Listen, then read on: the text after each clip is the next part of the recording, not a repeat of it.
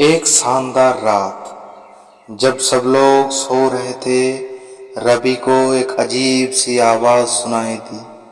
वो धीरे धीरे उठा और उसके पिता के कमरे की ओर चला गया।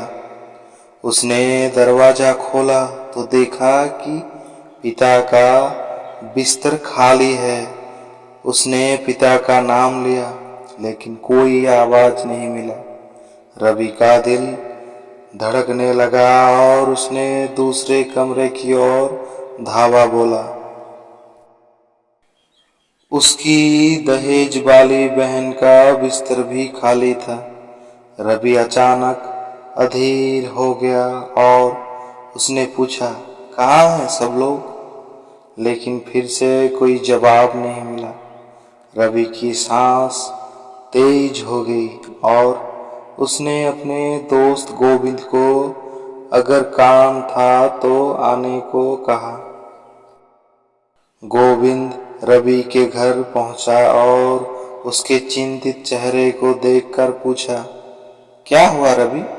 रवि ने संकटमय स्थिति में व्यक्त होने हुए पूरे कहा, मेरे पिताजी और बहन गायब हो गए हैं। मैं उन्हें ढूंढने के लिए तुम्हारी मदद चाहता हूँ। गोविंद ने कहा, गंभीरता से कहा, हमें जल्दी कार्रवाई करनी चाहिए। हमारे पास पुलिस के पास रिपोर्ट करने का समय नहीं है। रवि और गोविंद ने गांव के चरवाहे और अन्य लोगों को जगाया और उन्हें बताया कि उनके परिवार कहाँ गायब हो गया है। गांव के सभी लोग मौजूद हो गए और एक खोज मिशन की शुरुआत की। जब सभी लोग चरवाहे के बंगले पहुंचे तो वे देखा कि दरवाजा थोड़ी देर पहले तक खुला था। चरवाहे और उनके साथी लोग दरवाजे के अंदर घुसे और उन्हें बहुत ही भयानक और अनुभव देखने को मिला। उनके पिता और बहन बेहोश थे और वे एक अजीब से कमरे में बंद हुए थे। एक संभव से उनका रक्त बह रहा था और संदिग्ध लोहे का बॉक्स उनके सामने रखा था। रवि और गोविंद ने देखा कि एक नोट बॉक्स के पास रखा गया था। उन्होंने नोट पढ़ा, मैंने तुम्हारे परिवार को अपहरण कर लिया है। तुम्हें उन्हें वापस पाने के लिए मेरी मांगों को पूरा करना होगा। मैं तुम्हें एक संकेत देता हूँ। सभी तारों को जोड़कर एक विशेष स्थान का पता करो।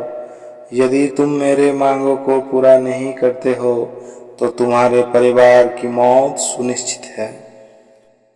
रवि और गोविंद ने सबसे पहले उसे खुदकुशी करने की सोची, लेकिन फिर उन्होंने सोचा कि उनके परिवार के जीवन का मामला है और उन्हें बचाने के लिए हर मुश्किल को पार करना चाहिए।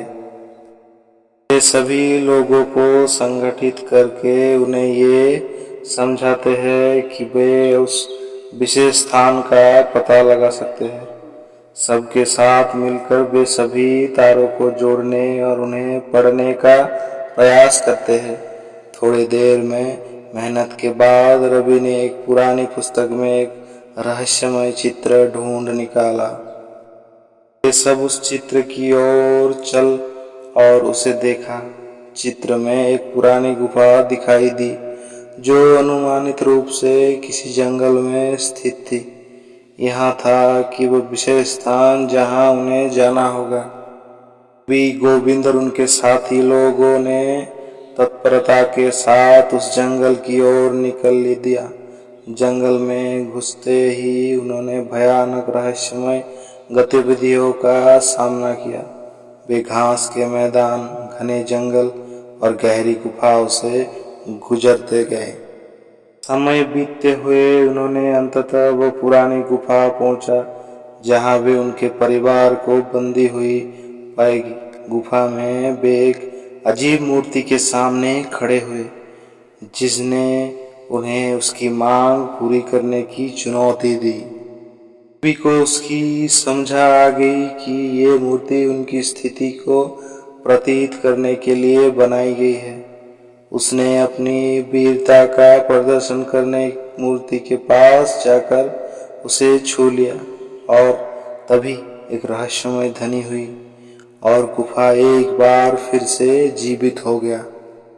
रवि और गोविंद अचंभित थे क्योंकि गुफा का नजारा बिल्कुल बदल गया था।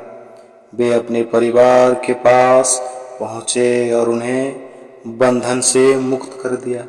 सबने एक दूसरे को गले लगाया और खुशी की आंखों से आंसू बहाए। के बाद वे सभी मिलकर गुफा से बाहर निकले और अपने गांव लौट आए।